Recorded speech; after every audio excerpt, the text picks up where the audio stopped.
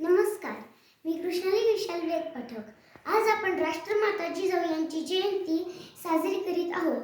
तेव्हा या मुलखावर निजामशाही, कुतुबशाही आणि आदिलशाही होती। तेव्हा रयतेवर खूप अन्याय व्हायचे। रयतेला पोटभर अन्न मिळत नव्हते। स्त्रियांवर अत्याचार व्हायचे। जिजाई या सरदार लखुजीराव जाधव यांच्या कन्या व पराक्रमी शहाजीराजे भोसले यांच्या पत्नी होत्या।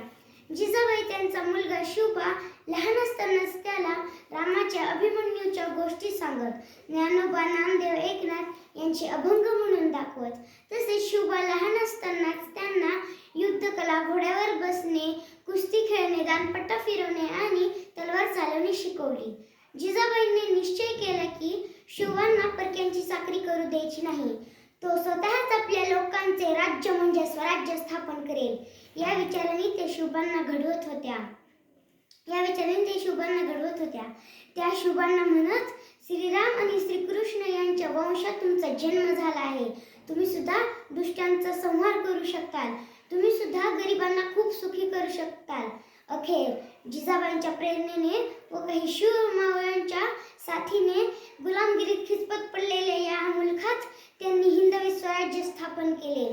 तो काळ खूप मागे गेला। आताचा काळ खूप बदलला आहे।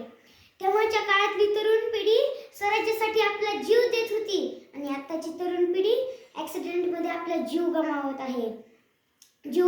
आहे। या काळात अन्याय, अत्याचार अजून थांबला नाही। गरज आहे ती येथील प्रत्येक मुलांच्या आईने जिजाऊ बनण्याची।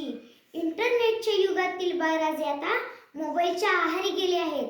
ते डीजे लावून डान्स करतात, मुलींना सन्मान देत नाहीत, सुसाट गाड्या चालवून आपला जीव गमावत आहे।